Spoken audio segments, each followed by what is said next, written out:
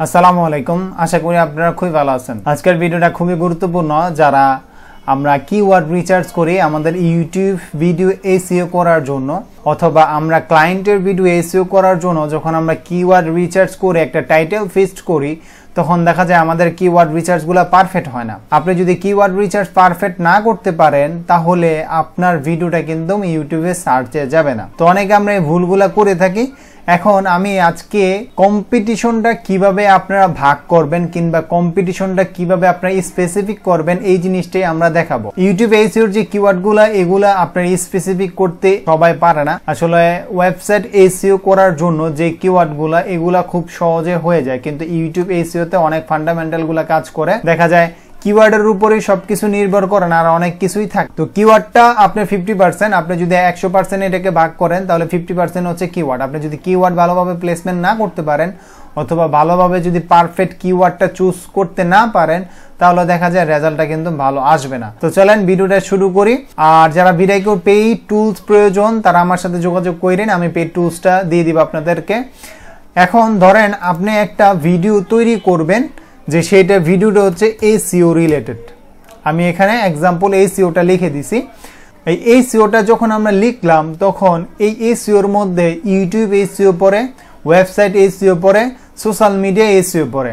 এটা এই এসইও যে ছোট একটা কিওয়ার্ড, আমি যদি এটাকে যদি আমরা একটা সার্চ করি, দেখবেন এটার সার্চ এবং ভলিউম অনেক বেশি আছে। এখানে দেখাবে, দেখছেন সার্চ অনেক বেশি আছে, সার্চ ভলিউম অনেক বেশি। তো এই এসইও, এই কথাটার মানে আপনার ওয়েবসাইট এসইও বোঝায়, আপনার সোশ্যাল মিডিয়া এসইও বোঝায় এবং ইউটিউব এসইও বোঝায়।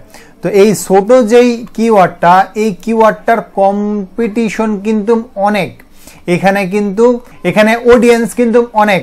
তো এইটাকে ধরেন এখন আপনি চাচ্ছেন যে SEO for YouTube, SEO for YouTube. দেখেন আমি এখানে যখন এসইও ফর ইউটিউবটা আমি লিখলাম, তখন এখানে কি হইলো যে আপনার এইখান থেকে ওয়েবসাইট এসইও এবং সোশ্যাল মিডিয়ার যে এসইও, এই দুইটা কিন্তু এখন এখান থেকে ভাগ হয়ে গেল।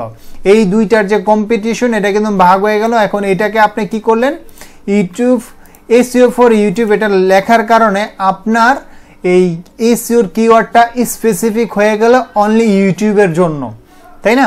তো এখন আমরা কিওয়ার্ডটাকে আরেকটু লং করব, যাতে আরো স্পেসিফিক আমরা করতে পারি। যত আপনি স্পেসিফিক করবেন, তত আপনি এখান থেকে ভালো একটা রেজাল্ট পাবেন।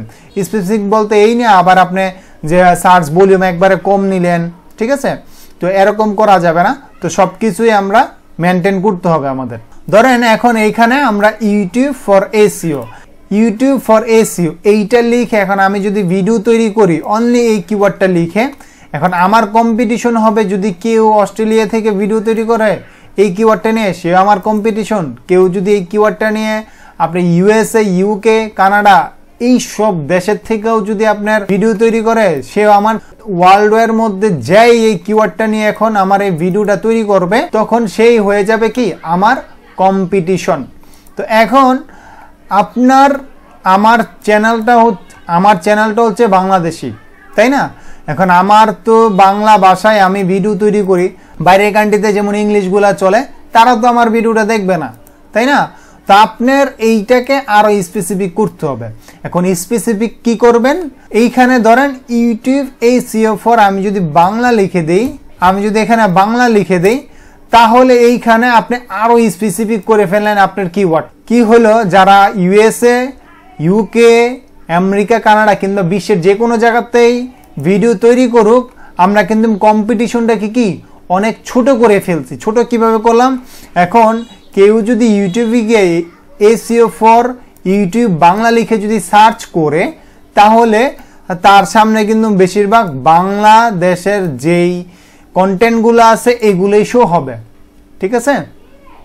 তো এইটাকে আমরা স্পেসিফিক করে দিলাম। এখন আপনার চ্যানেল তো আরো নতুন, এখন আপনি একদম স্টার্টিং অবস্থায় আপনি শুরু করতে যাচ্ছেন।